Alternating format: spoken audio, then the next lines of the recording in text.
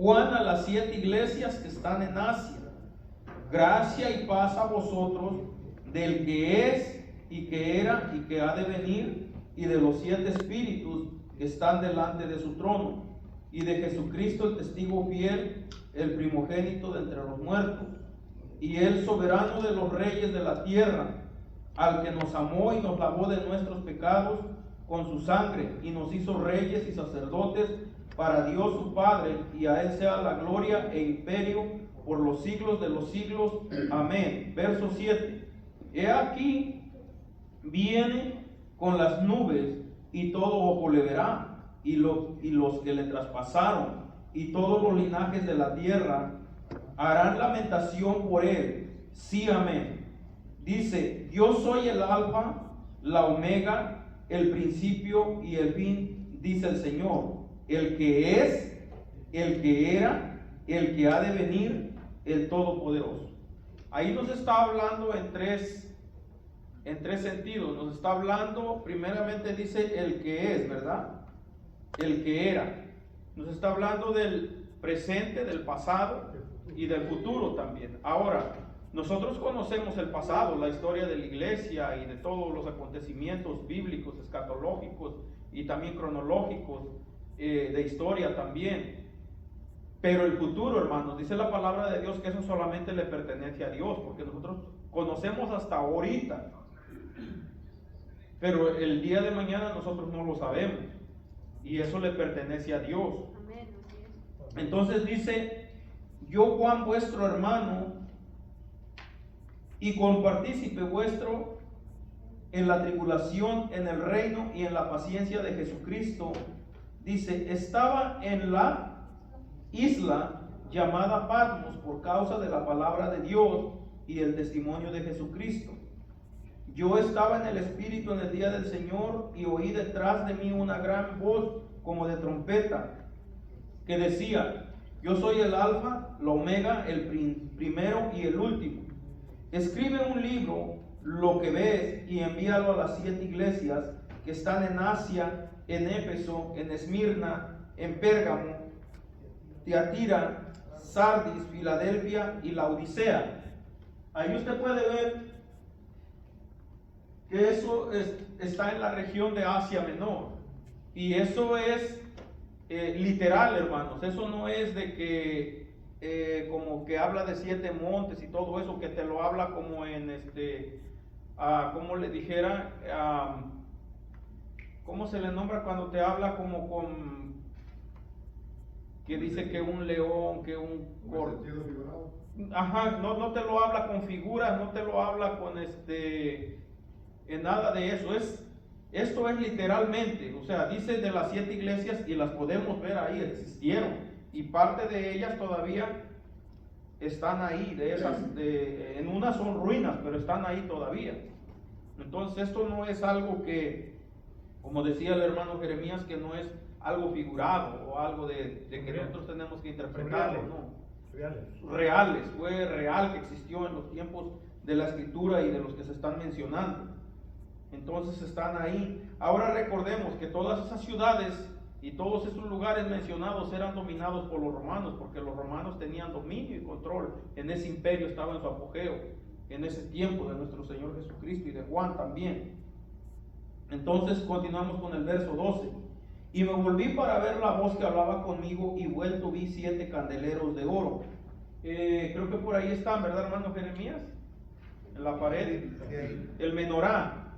Eso se ocupaba literalmente para el alumbrado, que daba luz, porque eso nosotros ahorita lo vamos a ir viendo en el transcurso del estudio. 7 candeleros de oro, 13. Y en medio de los 7 candeleros, uno semejante al Hijo del Hombre, vestido de una ropa que llegaba hasta los pies y ceñido por el pecho con un cinto de oro. Su cabeza y sus cabellos eran blancos como blanca lana, como nieve, sus ojos como llama de fuego, y sus pies semejantes al bronce bruñido, refulgente como un horno, y su voz como estruendo de muchas aguas. Tenía en su diestra 7 estrellas, de su boca salía una espada aguda de 2 filos, y su rostro era como el sol, cuando resplandece en su fuerza. Voy a parar un poquito aquí, acuérdense, nos quedamos en el 16 y vamos a continuar con el 17. El libro de Apocalipsis tiene muchas figuras, tiene muchas cosas que para muchos no son entendibles, que hay que interpretarlas proféticamente. Te habla de leones, te habla de cuernos, te habla de ciudades, te habla de candeleros, te habla de monstruos, de langostas, te habla de 7 plagas. Pero el objetivo principal de este libro, si se recuerdan cuando leímos aquí más atrás, el objetivo principal de este libro es mostrar a sus iglesias. El ángel le está mostrando a su siervo Juan a Jesucristo en su plenitud. O sea que el libro realmente sí tiene muchas otras cosas, pero lo primordial, lo que hay en este libro, él se le está revelando a las iglesias, y las iglesias somos todos generalmente, cómo él es, cómo él, su forma de ser, su aspecto de él, sus pies, su rostro. O sea, él se nos está mostrando. Yo voy a decir se nos está mostrando porque nosotros somos parte de la iglesia. Se nos está mostrando realmente como él es. Entonces, no se espanten ustedes cuando vean ustedes figuras, cuando ustedes vean cosas como dragón y todo ese tipo de cosas, porque el objetivo no es eso, ni infundir miedo. El objetivo es presentarse a las iglesias tal y como él es, una revelación de cómo él es. Cuando habla que de su boca sale una espada aguda de 2 filos, hermanos, es la palabra. Si usted quiere interpretarla, buscarla, búsquela con tiempo. No vamos a entrar en ese tema porque nos tomaría más tiempo, pero cuando su resplandor, como el sol refulgente cuando sale, esa es la luz de Dios, la luz de Jesucristo. Sus pies como bronce bruñido, todo eso, etcétera. Entonces, es la revelación máxima de nuestro Señor Jesucristo. ¿A quién? A las iglesias, para que no seamos ignorantes, para que nosotros tengamos conocimiento de todos los acontecimientos. Dice que son y que han de ser, y de los que ya fueron también. Entonces el 17 dice: cuando le vi caí como muerto a sus pies, y él puso su diestra sobre mí, diciéndome: no temas, yo soy el primero y el último. La diestra es la derecha. Dice: y el que vivo, y estuve muerto, y he aquí que yo vivo por los siglos de los siglos, amén, y tengo las llaves de la muerte y del Hades. Escribe las cosas que has visto, y las que son y las que han de ser después de estas. El misterio de las 7 iglesias, ahí él empieza a revelar. Empecemos a recordar esto, porque ahorita que veamos lo de las iglesias, vamos a necesitar parte de esta escritura para poder ir interpretando. Dice: el misterio de las 7 estrellas que has visto en mi diestra, o sea, en su mano derecha, dice, de los 7 candeleros de oro, y las 7 estrellas son los ángeles de las 7 iglesias, y los 7 candeleros que has visto son las 7 iglesias. O sea, ¿qué hace? ¿Cómo él da una interpretación de la iglesia? ¿Qué hace un candelero? Da luz, ilumina, alumbra. Entonces, ¿qué hace una iglesia? Es luz. Por eso dice que nosotros somos luz. Y Mateo habla acerca de lo que dice, que una luz no se esconde, que una luz alumbra. Y si Cristo está en nosotros y nosotros somos la iglesia, nosotros alumbramos. Entonces, cuando habla también de los 7 ángeles, ¿verdad? Unos lo interpretan, algunas personas lo interpretan que son literalmente ángeles. Otros dicen que no, que son los que pastoreaban, los que estaban a cargo de las 7 iglesias en ese tiempo. Y yo me inclino más a ese lado de que eran los pastores de las iglesias, de los que estaban a cargo. ¿Por qué? Porque el pastor es el que está a cargo de la congregación. Ahora la cabeza es Cristo, está el pastor y estamos la iglesia, la congregación. Pero el objetivo principal es de que hay 7, y este libro lo vamos a ver ahorita más a profundidad, a ver si el tiempo nos alcanza. Y vamos a continuar, hermano, con la escritura. En el verso 2, capítulo 2, capítulo 2, y ahí entramos con la iglesia de Éfeso. Ahora, hoy por hoy, nada más vamos a ver la de Éfeso. No sé si para la siguiente clase alcancemos a ver dos o solamente una, pero hay mucha introducción, hay mucha enseñanza hoy para que vayamos entendiendo y nos quede claro lo que se quiere exponer, para que no tengamos duda de lo que sucedía y de lo que Dios le habla a la iglesia. Dice en el capítulo 2, verso 1, y vamos a leer hasta el 7. Escribe al ángel de la iglesia en Éfeso, el que tiene las 7 estrellas en su diestra. Ya sabemos que son las 7 estrellas, ¿verdad? Y eso es general. En su diestra, el que anda en medio de los 7 candeleros de oro, dice esto: yo conozco tus obras y tu arduo trabajo y paciencia, y que no puedes soportar a los malos, y has probado a los que se dicen ser apóstoles y no lo son, y los has hallado mentirosos, y has sufrido y has tenido paciencia, y has trabajado arduamente por amor de mi nombre, y no has desmayado. Pero tengo contra ti que has dejado tu primer amor. Recuerda por tanto de dónde has caído y arrepiéntete y haz las primeras obras, pues si no, vendré pronto a ti y quitaré tu candelero. Ya saben qué es el candelero, ¿verdad? De su lugar, y de su lugar, si no te hubieres arrepentido. Pero tienes esto, que aborrece las obras de los nicolaítas, las cuales yo también aborrezco. El que tiene oído para oír, oiga lo que el Espíritu dice a las iglesias. Al que venciere, le daré a comer del árbol de la vida, el cual está en medio del paraíso de Dios. Vamos a ver esto con más detalle, pero quisiera que entráramos a la investigación. ¿Por qué la iglesia, por qué Dios se dirige con esto, o el ángel le está dando esta revelación a su siervo Juan? Le habla, dice: yo conozco tus obras, tu trabajo, tu paciencia, que no puedes soportar a los malos. Pero ¿de qué malos habla? A los que se dicen ser apóstoles, o sea, a los falsos y no lo son, y los has hallado mentirosos, y has sufrido y has tenido paciencia, dice, y has trabajado arduamente por amor de mi nombre, y no has desmayado. O sea, tienen muchas cualidades esta iglesia, pero ¿cuáles eran los problemas que la iglesia afrontaba en ese tiempo? ¿Quiénes se oponían? ¿Por qué estaba hablando de estas cosas? ¿Quiénes eran los nicolaítas? ¿Quiénes eran los falsos apóstoles? Porque hasta el día de hoy, hermano, hay muchos que se nombran apóstoles, que se llaman reverendos, que se llaman profetas, y ya no son un siervo, ya no son siervos de Dios, ya ahora es pura alzadera de cuello, hermano. Puro jefe. Vamos a entrar a lo que yo puse en las pantallas para que vayamos viendo un poco acerca de esto. Dice: fundación histórica, mística según la tradición griega. La ciudad fue establecida por colonos jónicos liderados por Andróclo alrededor del año 1200 antes de Cristo. Estamos hablando de Éfeso. ¿Cómo se fundó esa ciudad? ¿Quién la fundó? Y cómo continuó su trayectoria. Dice: fundación histórica mítica según la tradición griega.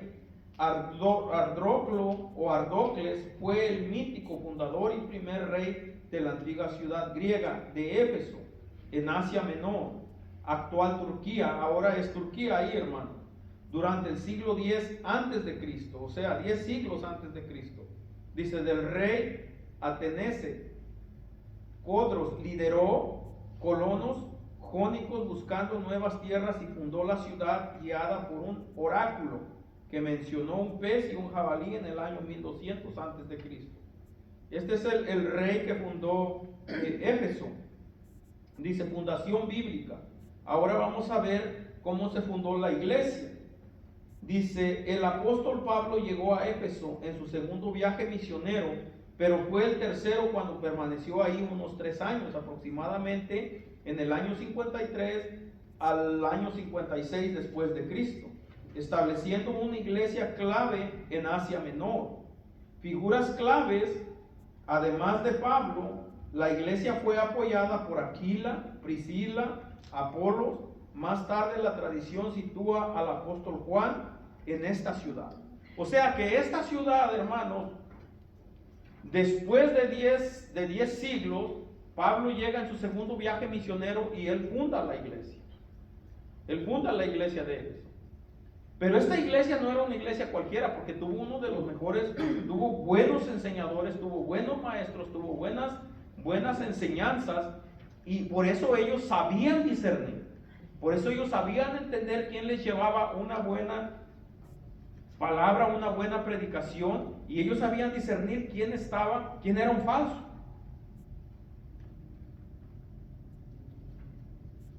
Pablo le habla a Timoteo, porque Timoteo también lideró la iglesia de Éfeso, no sabemos por cuánto tiempo, pero usted la puede ver en primera de Timoteo capítulo 1 versículo 2 y 3, ahí es donde habla que él estuvo a cargo de esa iglesia. Y Pablo le exhorta mucho a Timoteo.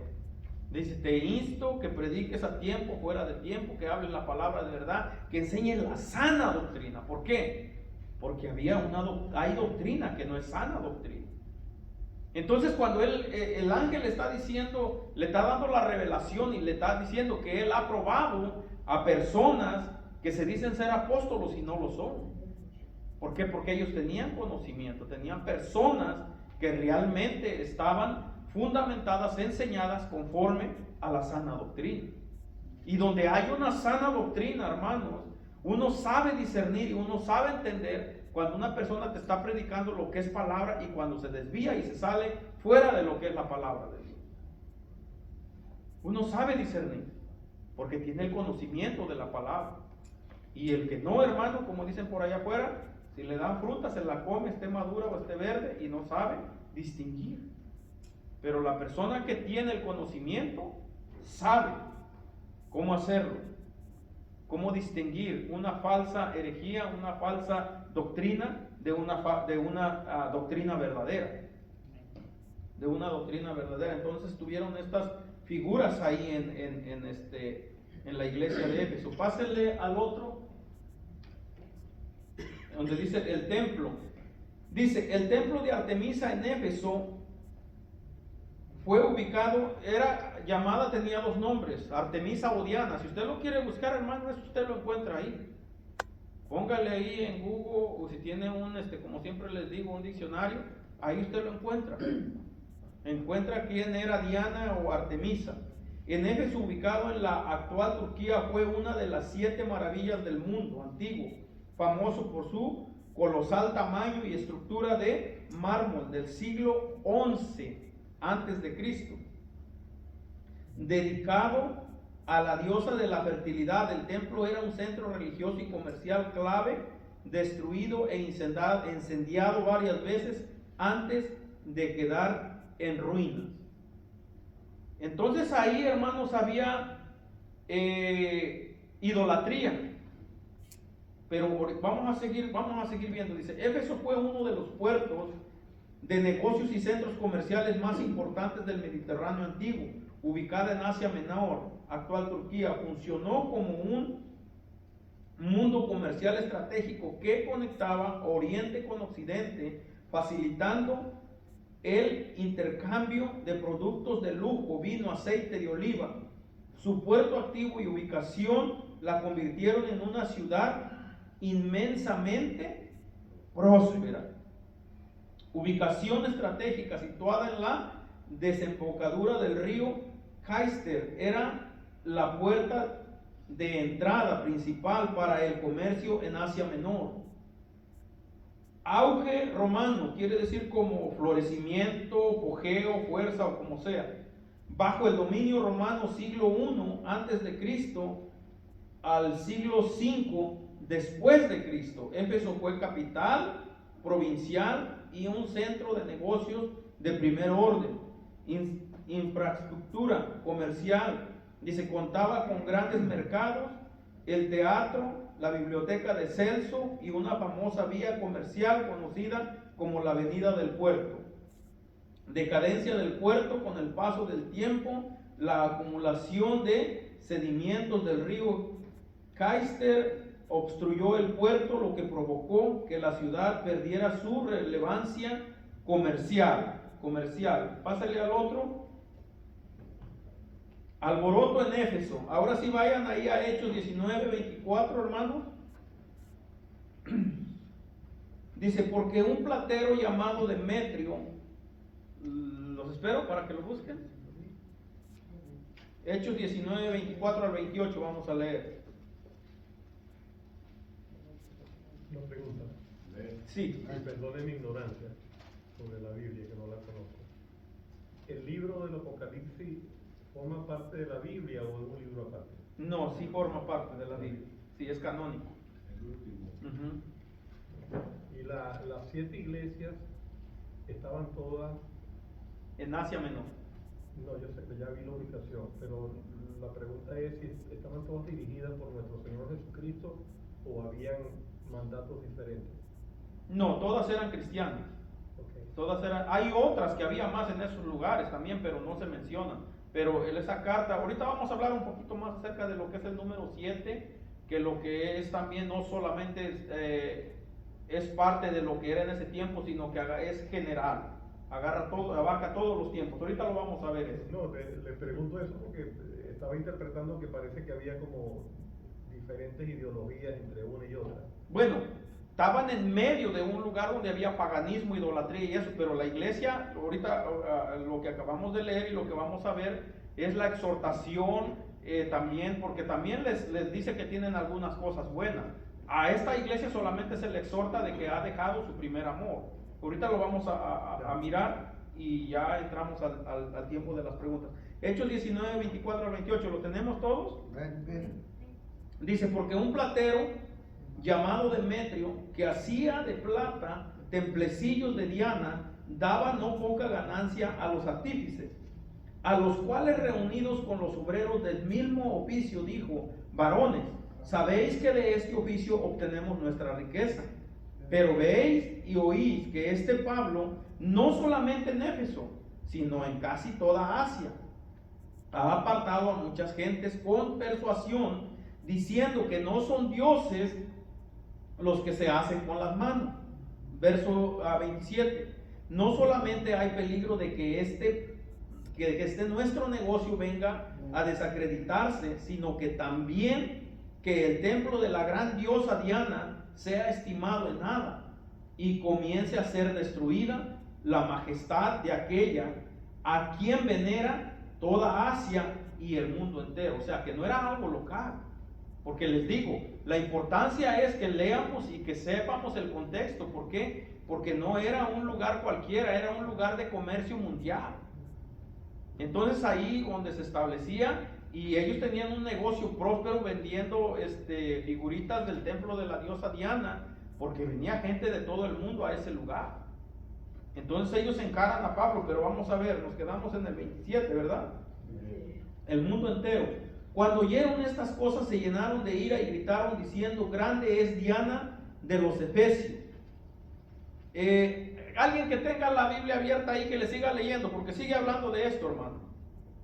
Y la ciudad se llenó de confusión y a una se lanzaron al teatro arrebatando a Gayo y a Aristarco, macedonios compañeros de Pablo. Y queriendo Pablo salir al pueblo, los discípulos no le dejaron. También algunas de las autoridades de Asia, que eran sus amigos, le enviaron recado rogándole que no se presentase en el teatro. Unos pues gritaban una cosa y otros otra, porque la concurrencia estaba confusa y los más no sabían por qué se habían reunido. Y sacaron de entre la multitud a Alejandro, empujándole los judíos. Entonces Alejandro, pedido silencio con la mano, quería hablar en su defensa ante el pueblo, pero cuando le conocieron que era judío, todos a una voz gritaron casi por 2 horas, grande es Diana de los Efesios. Entonces el escribano, cuando había apaciguado a la multitud, dijo, varones Efesios, ¿y quién es el hombre que no sabe que la ciudad de los Efesios es guardiana del templo de la gran diosa Diana y de la imagen venida de Júpiter? Pues, si quiere ir para un poquito, hermano. okay. La diosa venida de dónde, hermano? era una, ¿cómo lo nombramos? ¿Cómo se le nombra son astros, ¿verdad, pastor? ¿Cuáles?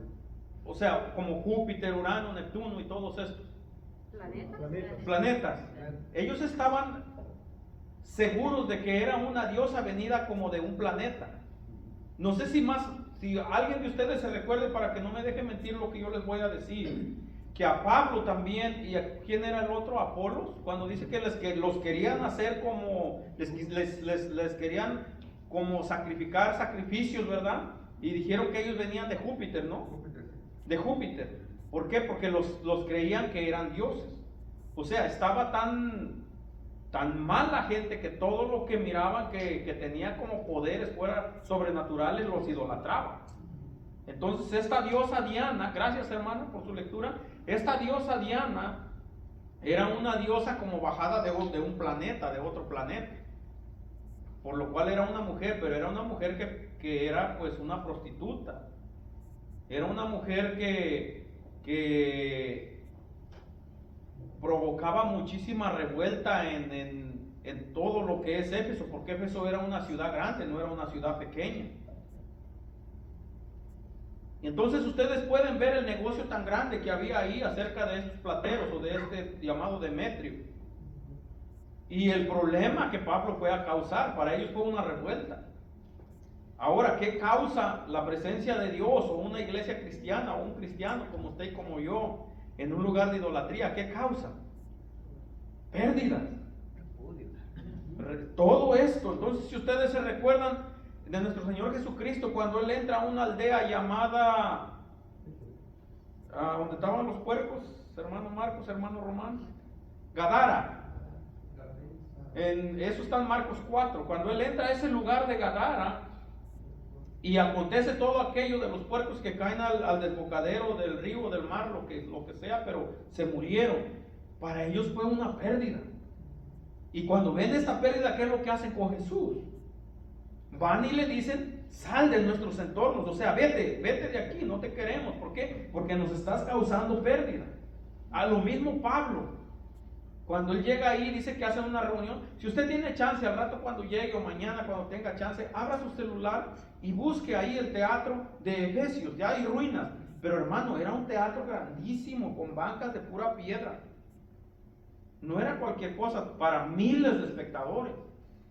Y ahí es donde hicieron esa reunión y esa revuelta. Lo bueno que Pablo no se presentó, porque si no, ¿qué hubiera pasado? Le rogaron que no se presentara.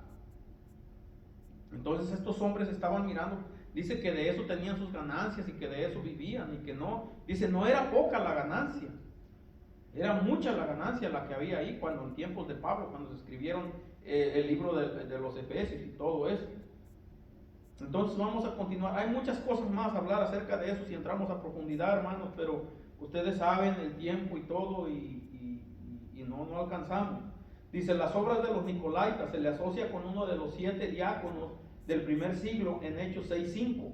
Los Nicolaitas fueron una secta herética en la iglesia primitiva mencionada en Apocalipsis 2:6, 14 y 15, condenada por Jesús por seguir la doctrina de Balaam a comer alimentos sacrificados a los ídolos. Y eso se habla en otra de las iglesias. Dice, a cometer inmoralidades sexuales, abusaron de la gracia para promover el libertinaje, siendo aborrecido en Éfeso y en Pérgamo. En estas dos iglesias es donde se menciona el libertinaje. Un libertinaje, hermanos, exageradamente a favor de lo que es el pecado. Por eso nosotros no tenemos que ser tan liberales. Yo les voy a decir esto, y yo sé que muchos de ustedes van a estar de acuerdo con eso, que cuando la palabra es dura, las multitudes se apartan. Recuérdense lo que pasó con nuestro Señor Jesucristo. Dice que le dijeron sus mismos apóstoles y le dijeron, dura es esta palabra. Pero Él les contesta, ustedes también se quieren ir. Entonces, hermanos, donde hay una iglesia que da una palabra dura, nos exhorta, sí, pero nos corrige. Nos corrige. Porque no podemos nosotros, si nuestro Señor Jesucristo no tolera el pecado, nosotros no podemos tolerar el pecado. Es por eso que nosotros le exigimos a los miembros de nuestra iglesia de que una persona tiene que estar casada, hombre y mujer, y bien casados, porque si no, están en pecado. Por eso se exige un noviazgo formal entre los jóvenes, entre las jovencitas. Muchos le dicen, no, ese es un noviazgo antiguano, un noviazgo ya pasado de moda. Pero hermano, eso es vivir en santidad. Respeto. Que nos bauticemos. Si una persona quiere participar del púlpito, tiene que ser una persona que se bautice, porque nuestro mismo Señor Jesucristo puso el ejemplo de que Él, antes de comenzar su ministerio, se bautizó. Ese es un requisito, y yo sé que ese requisito está aquí y el pastor lo avala. Entonces, ¿qué hacemos nosotros como iglesia? Siempre señalar el pecado, no tolerar el pecado. Siempre lo que a Dios le desagrada, a la iglesia le debe de desagradar. Amén. Y obviamente, si hay personas que se van por eso, ni modo, hermano, pero no vamos a ser juzgados nosotros por eso, ni también nosotros vamos a ser culpados por esas almas o por esa sangre. Amén. ¿Por qué? Porque somos atalayas de nuestro Señor Jesucristo. Porque si nosotros toleramos todo ese tipo de cosas, lo vamos a ver con la última de las iglesias y otras más, que toleraban cosas, y Dios las exhorta de una manera no muy agradable, o no agradable más bien, no agradable. ¿Qué opina usted, pastor? Perdone que lo esté involucrando en esto, pero yo sé que usted también ha estudiado bastante. ¿Qué opina acerca de la obra de los Nicolaitas? Porque muchos desacreditan de que no fue Nicolás el primero de los diáconos en Hechos 6:5, pero muchos dicen que sí. Yo también me inclino a que sí, pero no sé qué opinión usted pueda dar acerca de eso. Yo también me inclino a que sí, aunque al principio hizo las cosas bien, porque cuando los llamaron para solo servir las mesas, estaba bien, pero pues nosotros los seres humanos a veces somos así, ¿verdad? Que a veces estamos bien y a veces estamos mal, y así sucesivamente, ¿verdad? Son cosas de la vida, pero sí creo también que ese Nicolás que estaba lleno del Espíritu Santo en Hechos 6 es el mismo que después fundó sus sectas. Sí, introdujo. Ahora, yo les voy a decir por qué yo creo que eso, hermano, que fue ese Nicolás.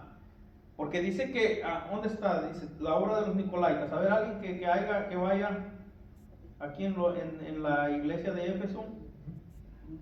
Me dice, ha sufrido, ha desmayado. En el 6. Pero tienes esto, que aborreces las obras de los Nicolaitas, las cuales yo también las aborrezco. Entonces, en la iglesia de Pérgamo, ahí dice que los introducían como a comer de los sacrificados de los ídolos. Y este hombre Nicolás, pastor, era un servidor de comida, era un servidor de las mesas. Dice que lleno del Espíritu Santo. Al principio. Sí, Pero entonces después este hombre introdució, así como mismo servía, empezó a introducir cosas sacrificadas a los ídolos. El que una persona esté bien firme hoy no garantiza de que el día de mañana lo estará. Por eso Dios empieza a exhortar. Y eso no es la iglesia, hermanos. No es solamente a nivel así como estamos. Es también singular. Es para cada uno de nosotros. Por eso es un análisis que nosotros tenemos que hacer.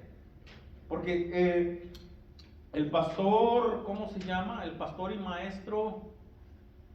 ¿De la universidad? No, uno que le recomendé a mi hermano Juan, ¿cómo se llama? Pero también habla de las 7 iglesias, habla mucho de escatología él.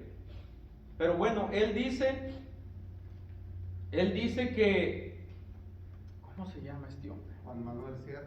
Manuel Sierra. Ajá. Manuel Sierra. En español. Sí. Pero tienes esto, que aborrece las obras de las cuales yo también aborrezco. Este hombre también habla mucho de escatología y habla mucho del libro de Apocalipsis y habla también de las 7 iglesias. Pero en contexto, yo he escuchado a muchos otros también, y muchos otros tienen, como le digo, diferentes maneras de interpretación. Yo sé que usted está de acuerdo con eso porque me lo ha platicado también. Ajá. Pero, como le digo, la intención nuestra no es sacar fuera ni también llevar fuera del contexto. Nuestra intención es buena. ¿Por qué? Porque queremos ver que estamos en tiempo de las iglesias. Yo sé que nos encontramos en una de ellas, pero lo vamos a descubrir en cuanto sigamos estudiando más adelante. Una de las 7 iglesias las vamos a llevar todas en serie, porque no podemos dar todas de un solo golpe o de un solo estudio, porque es mucho. Pero si usted me pregunta, hermano, y ahorita en cuál nosotros nos encontramos de este periodo de la iglesia, porque es todo el periodo de la iglesia hasta la venida de nuestro Señor Jesucristo. ¿Sí, hermano? Buscando la información de los nicolaitas, digamos, los estudiosos buscándolo en Google, dice que se cree que pues, los nicolaitas viene de Nicolás, uno de la iglesia primitiva. Sí, de Hechos 6:5. Sí. Ajá. Sí, pero muchos dicen que no, porque no hay un verso en toda la Biblia que especifique y que diga que el diácono de Nicolás que servía o que fue elegido lleno del Espíritu Santo. Esa es una de las razones por la cual muchos no se atreven a decir que sí. Pásele al otro, al 6, allá en las pantallas, por favor. Dice: el mensaje a las 7 iglesias en Apocalipsis es considerado tanto histórico como general, aplicable a la iglesia cristiana de todas las épocas. ¿Por qué? Ahorita vamos a ver, dice, de todas las épocas. Si bien abordó la situación de iglesias específicas en el siglo I, su advertencia y promesas son relevantes para los creyentes hoy, presentando actitudes que perduran en la historia de la iglesia. Aplicación actual, ahí está con las letras rojas.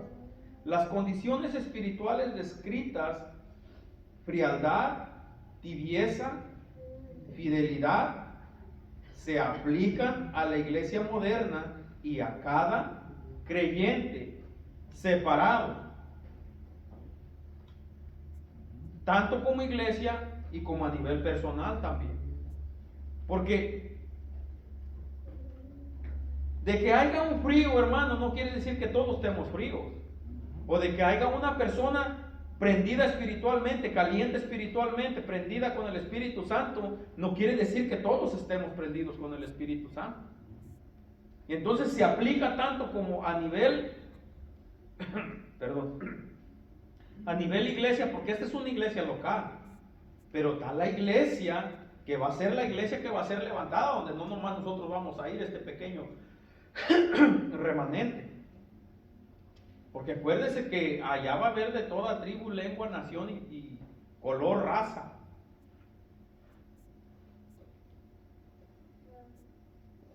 No sé si se entiende o no se entiende o cómo va.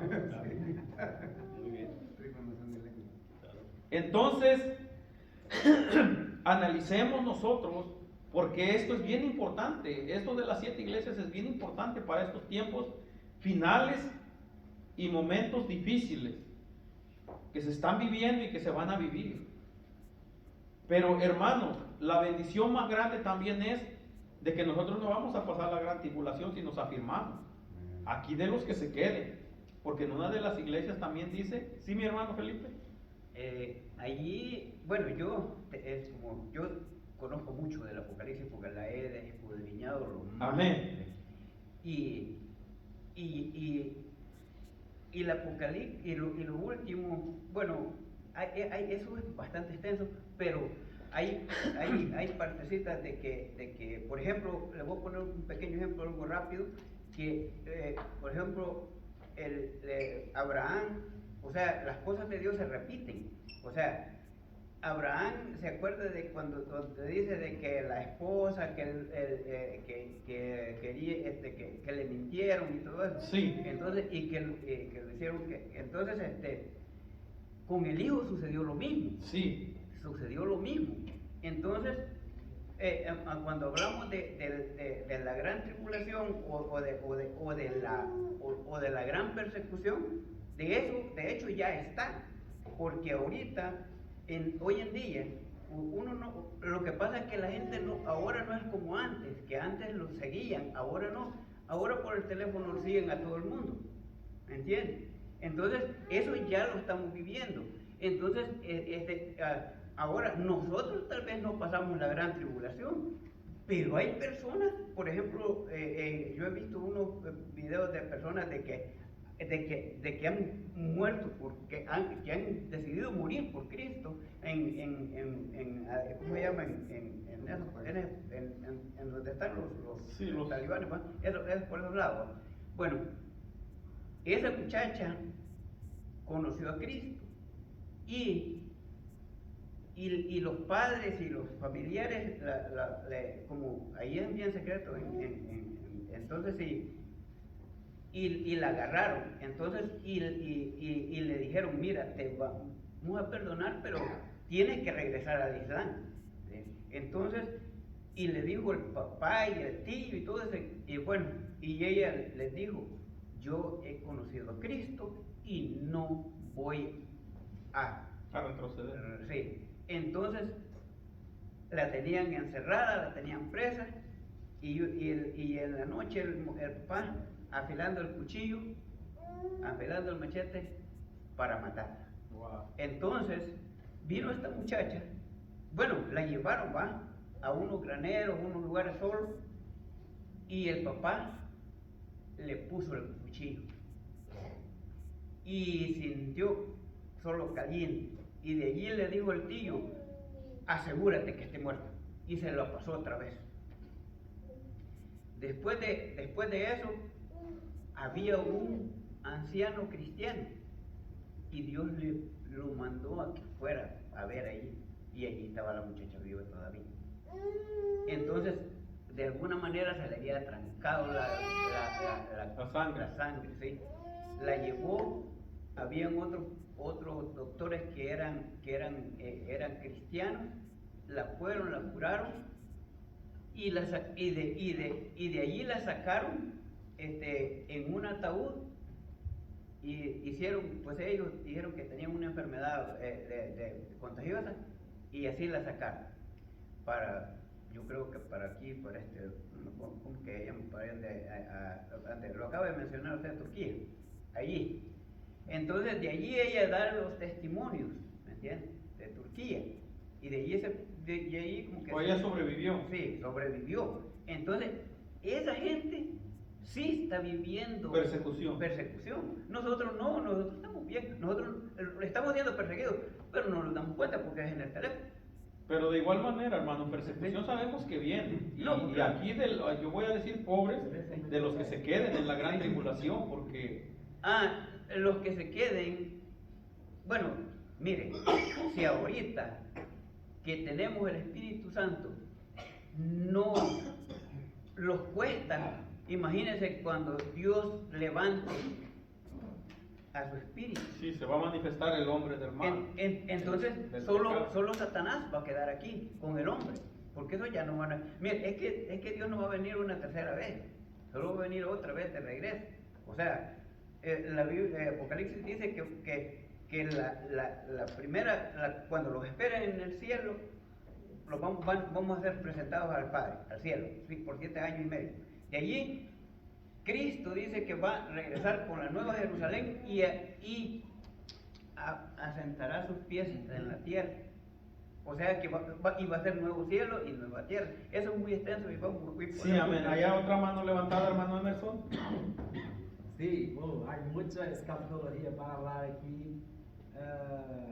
Claro, por las 70 semanas de Daniel también podemos conectar esto, pero nomás quiero enfocar este punto que usted habló de las 7 iglesias para nosotros, para el mundo, para todas las iglesias del mundo. Para mí es obvio, porque cada texto que la palabra dice de cada iglesia, al final, el último versículo es lo mismo.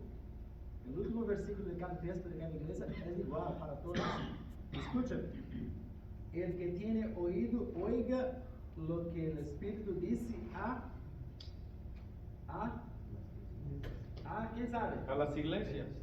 ¿A la iglesia o a las iglesias?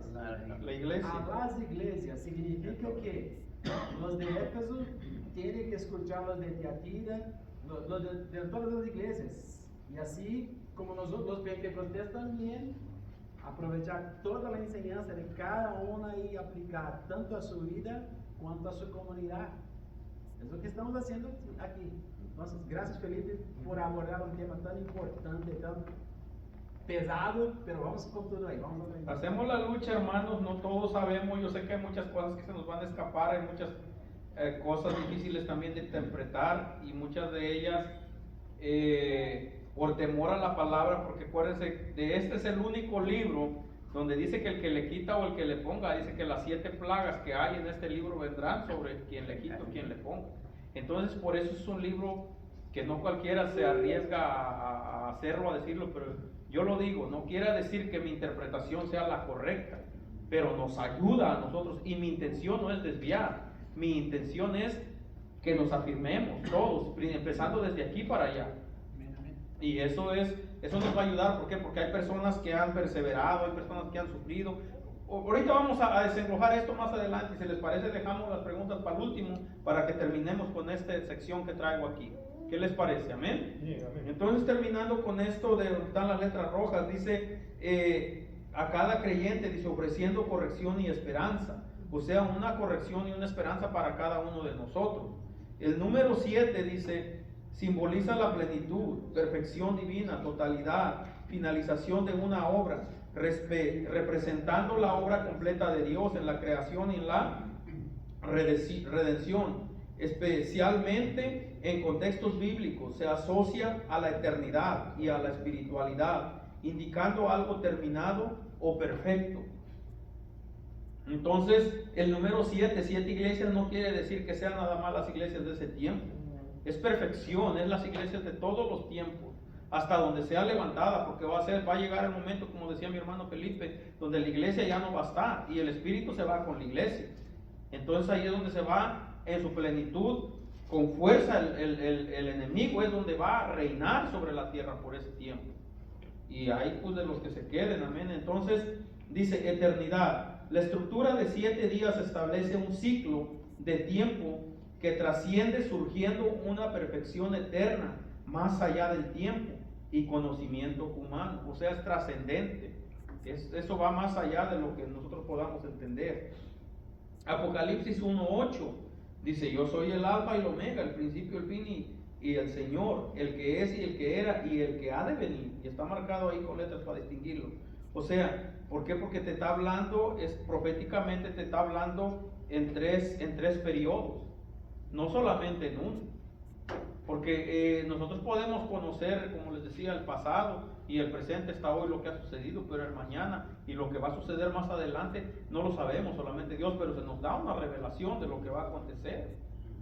Sabemos que para la iglesia no hay nada oculto, o sea, Dios ya nos está revelando las cosas que van a suceder, las cosas que están sucediendo, de qué nosotros nos tenemos que cuidar, de qué cosas nosotros tenemos que tener cuidado de no caer en pecado, de no caer en la trampa de Satanás. ¿Para qué? Para que perseveremos hasta el fin. O sea, ¿hasta el fin de qué? De que la iglesia sea levantada o que Cristo nos resucite, porque los muertos en Cristo resucitarán primero. Y si la iglesia, parte de nosotros que somos la gente, que somos la congregación, no hemos muerto, los que ya hayan muerto, y ahorita voy a hablar en tiempo presente y pasado solamente, como mi hermano Alejandro, sabemos que él murió en Cristo y él está esperando la resurrección solamente, porque van a resucitar primero. Pero si, ¿qué tal si aconteciera en este momento? Nosotros vamos a ser transformados en un abrir y cerrar de boca para encontrarnos con el Señor. Entonces, el futuro solamente no lo hemos experimentado, pero va a acontecer y hay cosas buenas. O sea, si nosotros nos mantenemos firmes en el camino del Señor, que sigamos adelante haciendo buenas obras. Las obras no nos van a salvar, pero las obras tienen recompensa. El Señor dice que trae galardón para recompensar a cada uno según su obra.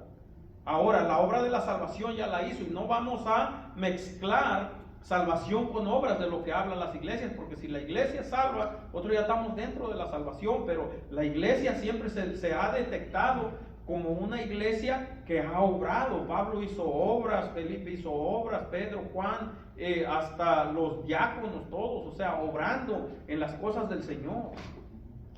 Obras y obras y obras, amén. El futuro, dice, Jesucristo es el mismo ayer, hoy y siempre y por los siglos. de los siglos, 3 ciclos, pasado, presente y futuro. Pásale al otro, donde dice en conclusión, el mensaje es un llamado universal a la perseverancia. Universal, hermano, es a la iglesia universal. Porque cuando sea la iglesia levantada, como les decía antes, no solamente van a ser los templos locales, sino ya va a ser la iglesia al nivel mundial. Gracias, hermano. O sea, de todo el mundo, todos los que hemos creído en Cristo, todos los que realmente tenemos esa fe verdadera y que nos mantengamos firmes, a pesar de lo que venga o de lo que suceda, de esa iglesia está hablando y de las iglesias locales, obviamente también. Entonces nosotros como iglesia, ahorita ya le vamos a echar un vistazo al verso y a los capítulos aquí para ver las cosas que Dios elogia, pero las cosas que Dios detesta también, en cada uno de nosotros como persona y como iglesia. ¿Sí, hermano?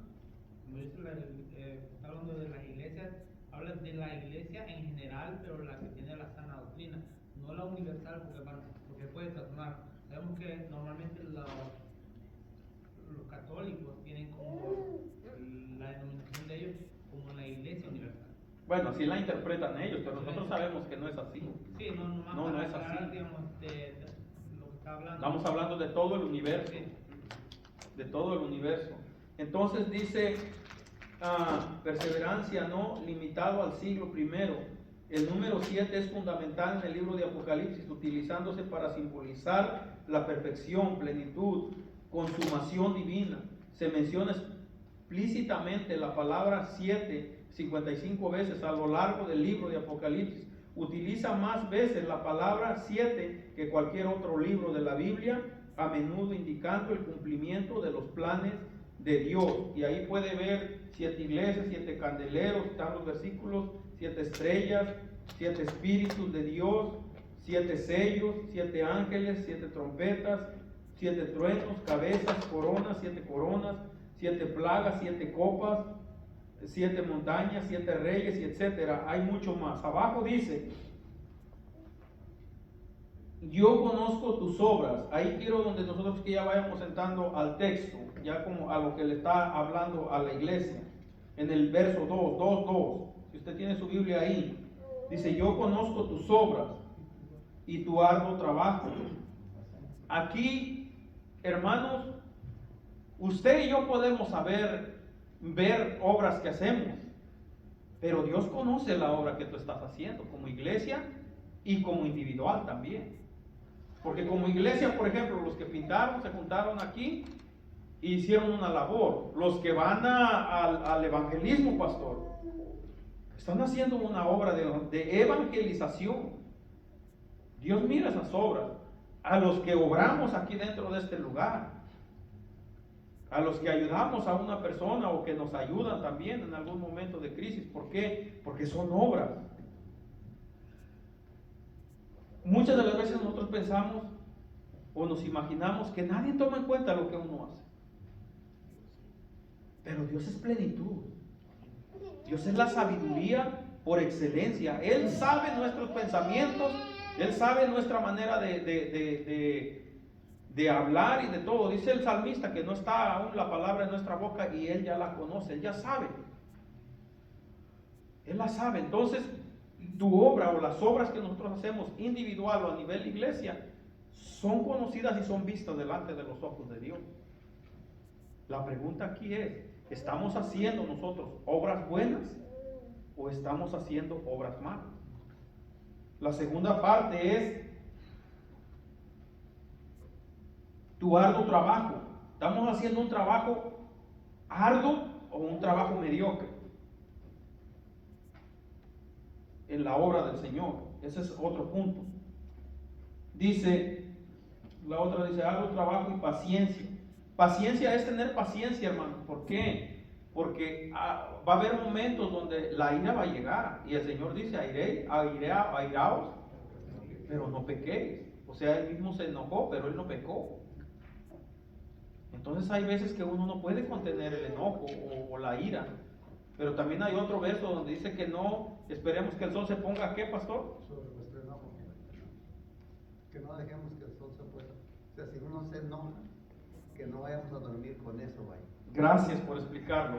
La palabra es correcta, es de que si en un transcurso del día hay algún problema de enojo y uno se aira, hay que tratar de solucionar ese problema, ya tanto perdonar o pedir perdón, para no, cuando el sol se ponga, no ir a descansar con ese enojo, con esa ira. Y eso tiene que ver con el perdón, hermano. El perdón es una llave grandísima. Y ese también tiene 3 implicaciones, el perdón. Dirá, ¿cómo, hermano? Sí, la palabra de Dios dice, perdónanos así como nosotros perdonamos a los que. Y luego dice, si no vuestro Padre que está en los cielos tampoco, ¿qué? 3 implicaciones.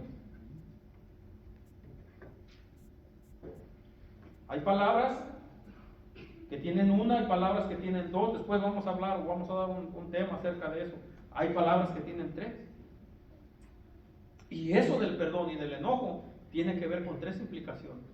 ¿Qué pasa si yo me enojo o tú te enojas? Me tienes que perdonar, sí o quieras o no, porque la palabra, si eres un verdadero cristiano, me vas a perdonar. Si yo soy un verdadero cristiano, te voy a perdonar, y no de labios para afuera.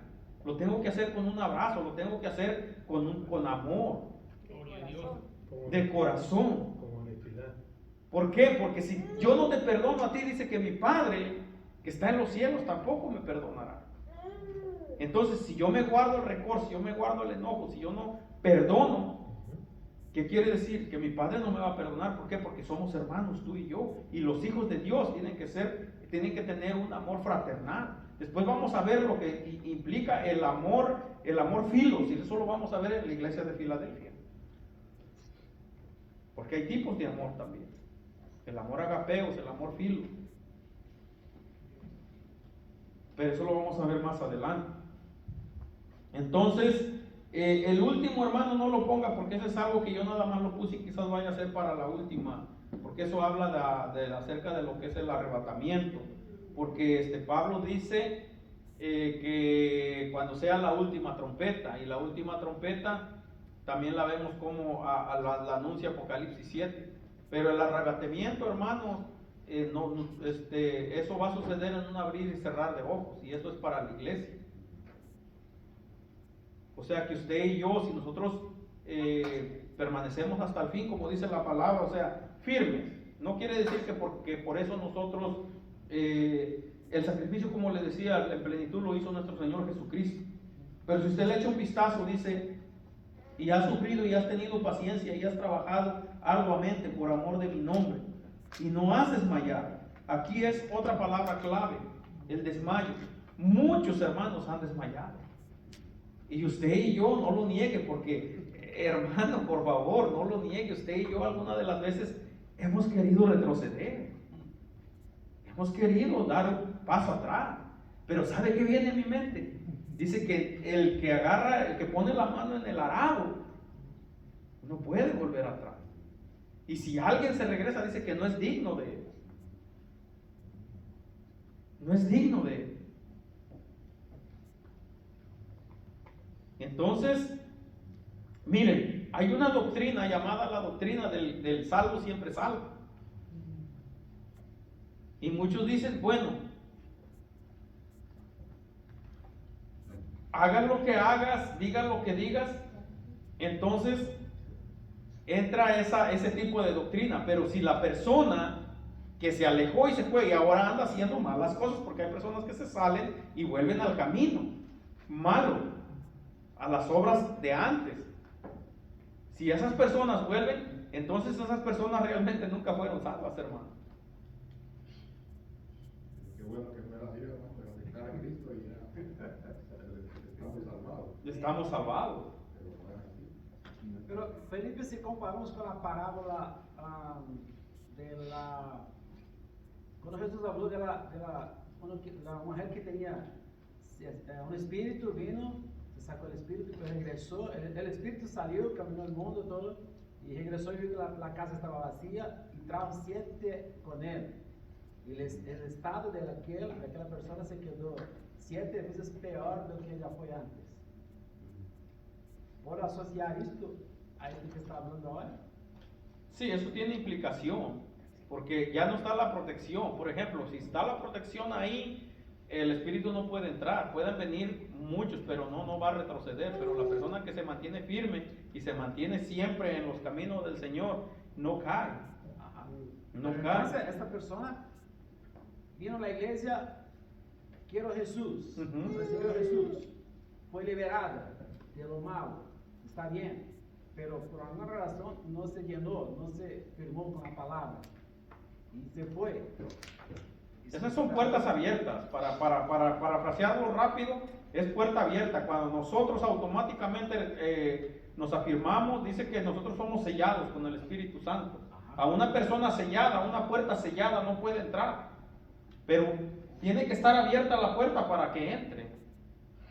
Si los espíritus puedan venir, a mí me han rodeado espíritus, a cada uno de ustedes, haciéndolo querer retroceder, pero hemos cerrado esa puerta, no la hemos abierto. Pero ¿qué pasa cuando una persona abre puertas? Porque el enemigo, él se mete. Si hay una ventana pequeña, por eso dice, vamos a seguirlo viendo en las demás iglesias donde dice, mira de dónde has caído y arrepiéntete. O sea, hubo un momento hay un momento en el que uno se descuida y descuida uno su santidad. Pero eso lo vamos a ver más. Ahorita terminamos ya y vamos con las preguntas. Entonces dice, y no puede soportar a los malos. O sea, no soportaban a los malos. Y eso es lo que la iglesia tiene que hacer. Nosotros no podemos soportar la maldad, nosotros no podemos soportar la mentira, no podemos soportar una falsa doctrina. Tenemos que nosotros ser personas con el discernimiento del Espíritu Santo para poder discernir. Ya una vez lo dije y lo voy a decir sin temor ni temblor. ¿Por qué? Porque las cosas son así y como quiera quien nos escuche, yo sé que les va a servir. Yo sé que aquí han pasado predicadores y usted ya no los ha vuelto a ver. ¿Por qué? Porque hay personas, y uno de los principales es el pastor, que está analizando lo que se dice, lo que se habla. Yo sé que a este lugar han llegado personas también que no han venido con una sana doctrina o con un pensamiento de edificar, sino con un pensamiento de monetizar. Y esas personas usted ya no las va a volver a ver. ¿Por qué? Porque hay una persona que vela por la iglesia, aparte del Espíritu Santo y aparte de Cristo. Porque si no fuera así, hermano, entonces el lobo va y arrebata y se lleva lo que él quiera. Yo recuerdo bien, como el día de ayer, hermanos, una palabra, y muchos de ustedes yo sé que la van a recordar, que una persona vino a vender Biblias, no me acuerdo en cuánto, pastor. Al doble, y el pastor dijo, yo trato de cubrirlos y de que no se haga ese tipo de cosas aquí, pero a ustedes les gusta. Con ese dinero que ustedes lo están comprando y se puede comprar dos. En veces uno lo hace por querer ayudar a veces la iglesia o los hermanos lo hacen por querer ayudar a las personas, pero hay que ver con qué intención vienen las personas. Saber detectar también, no se deje usted engañar por lo que le digan. Ahora, por el hermano que ha venido y pone sus libros, yo sé que le ha costado trabajo y él dice, yo tengo mi trabajo, pero tiene derecho a vender un libro, pero no lo está diciendo con la intención de enriquecerse. Del abuso, correcto. Tenemos que saber discernir y saber interpretar, probar a los falsos que no son verdaderos. Los últimos dice, los malos, dice, los has probado a los falsos apóstoles. O sea que ahí entraron haciéndose personas pasar por apóstoles y no lo eran en esa iglesia. Entonces aquí cuando venga una persona y le diga, yo soy el reverendo, hermano Marco, yo soy el apóstol, yo soy el enviado, tenemos que analizar y tenemos que reprender si es posible. Tenemos que saber discernir las cosas. ¿Cuál es la otra? Ha sufrido. Hay personas aquí que han sufrido. Si usted no está al lado de una persona que no es creyente, hermano, usted no sabe, pero se sufre. Porque en veces te ponen entre la espada y la pared. Mi hermano Alfredo, yo sé que sabe de lo que le estoy hablando. Algunas otras personas que su pareja es de otra denominación o la familia es de otra denominación, se sufren. Aleluya. Se sufre. Porque te dicen cosas que te hieren y te lastiman y te duelen. Qué hermoso es ver una pareja juntos, saliendo de aquí de este lugar, que se vayan a disfrutar, a comerse un buen platillo, pero juntos. Pero qué difícil es que uno teniendo su pareja y en vez de la pareja comiendo en otro lado y uno comiendo solo. Amén, así es. Y que en veces te dicen, ya te vas con los hipócritas, con tus hermanos.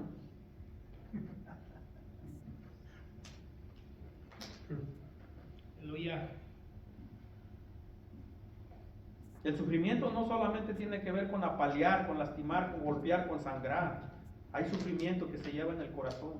Pues muy triste. Y sí, hermano. Y esta es una de las cosas, hermanos, que nadie puede librarse de un mal sentimiento. Mire, sea un rico, sea un pobre, sea uno de clase alta, baja o media, hermanos, el sufrimiento nadie lo va a evitar, la muerte nadie lo va a evitar. Se sufre, no hay persona que no sufra, no hay persona que no se duela, no hay persona que no se enferme, no hay persona que no coma, que no duerma, que no ríe y que no se entristezca. Todos pasamos por ese tipo de emociones. Lo bueno de Dios, que es justo en eso, que no dijo los pobres se van a enfermar y los ricos no, porque hermanos, ¿dónde estaríamos? Los pobres son los que se van a morir primero y los ricos no les va a pasar nada. Y hay una herejía por ahí diciendo que están vendiendo terrenos en el cielo. No sé si alguien de ustedes ya lo oyó. Nomás que se la van a entregar hasta que se muera. ¿Ah? Aquí a los 40 años para allá. Aquí se ve de todo. El pastor el otro día dijo y habló del purgatorio. Si fuera así, hermanos, que vamos a ser purgados y que vamos a entrar en un lugar, yo pienso que eso más debería de estar asociado con la gran tribulación, pero la gran tribulación es para los judíos. Porque la segunda venida al Mesías que verdaderamente Israel espera, iglesia, estoy hablando todavía de esto, no me he salido. Lo que verdaderamente Israel espera no era al Mesías que usted y yo conocemos, porque ellos esperaban un Mesías que viniera a redimir de la esclavitud a Israel, pero a ponerse como rey, a gobernar, a poner paz en el mundo. Y si tú le preguntas a un judío y le dices, ¿tú crees en Yeshua o en Jesús? Sí, un buen hombre, lo que haya sido. ¿Por qué? Porque la Biblia dice que el Mesías va a venir a poner orden, y él vino y no puso orden. Y ahí comienzan con sus argumentos. Pero nosotros tenemos que saber entender que hasta que el tiempo de los gentiles se cumpla, que la iglesia sea arrebatada, y entonces viene el trato con Israel. Yo pienso que todo está en el libre albedrío. Sí, amén. Probados por los falsos profetas de sufrir, no has desmayado. Y aquí cerramos. ¿Cuántas veces nosotros, hermanos, no hemos querido desmayar? Porque como dice el pastor, si alguien le dijo que el venir a los pies de Cristo es fácil, hermanos, el primer mártir fue Esteban. Y de ahí, después vamos a sacar un estudio, Emerson, acerca de los mártires, de cómo murieron todos los mártires, los apóstoles y los profetas, todos los que dieron la vida por la palabra de Dios, porque esta palabra para usted y para mí es fácil, pero esta palabra ha venido flotando, dicen a los teólogos, en un mar de sangre. Así ha llegado a nuestras manos. Casi todos los apóstoles murieron asesinados. Esteban, sí, hermano. A excepción de Juan. Juan fue intentado, dice que lo metieron en aceite hirviendo, hermano. Sí, pero Dios lo libró de ahí. Bueno, no murió ejecutado como los demás. Sí. Intentaron, pero no pudieron. Entonces, iglesia, los puntos principales, y vamos anotando, porque hasta que veamos las 7 vamos a hacer un análisis completo de todo lo que es las iglesias. Pero a esta iglesia se le exhorta de muchas cosas. Pero una de ellas dice, Dios la elogia, las elogios que le da, dice, yo conozco tus obras, que tenía buenas obras, dice, tu arduo trabajo, tu paciencia, porque no puedes soportar a los malos, y has probado a los que se dicen ser apóstolos, o sea, tenían una buena teología, tenían una buena doctrina, y los has hallado mentirosos y has sufrido, y no has, y dice, y has tenido paciencia y has trabajado, o sea, una iglesia trabajadora. Dice, por amor de mi nombre, y no has desmayado. Pero la exhortación viene y viene, dice, pero tengo contra ti que has dejado tu primer amor. O sea, tenían buen conocimiento, tenían buena doctrina, pero se habían olvidado de algo bien primordial: el amor de Dios. Yo no sé usted, hermano, pero nomás usted recuerda el día que usted se convirtió en Cristo. Cuando uno anda en el fuego del Espíritu Santo. ¿Y eso cómo se convierte? Sí, entonces dice, recuerda por tanto de dónde has caído, arrepiéntete y haz las primeras obras. Recuerda de dónde has caído. Arrepentirse, hermano, no es nomás decir me arrepiento y vuelvo a hacer lo mismo. Dice que es dejar el camino o el rumbo de donde uno se está dirigiendo y enderezar tu camino al rumbo de donde era al principio. Entonces dice, y haz las primeras obras, pues si no, vendré pronto a ti y quitaré tu candelero, o sea, la luz del Espíritu Santo, de su lugar, si no te hubieras arrepentido. Pero tienes esto, que aborreces las obras de los nicolaitas, las cuales yo también aborrezco. Y por último, en el 7 dice, el que tiene oído, oiga lo que el Espíritu dice. O sea, es el Espíritu hablando a la iglesia. Lo que el Espíritu dice a las iglesias. Al que venciere le daré a comer del árbol de la vida, el cual está en medio del paraíso de Dios. A Adán y Eva, hermanos e iglesia, se les dio de comer del árbol del conocimiento, del bien y del mal. Y Dios los sacó de ahí, porque no quiso que extendieran su mano y comieran del árbol de la vida, porque iban a vivir en pecado eternamente. ¿Quién sabe eso?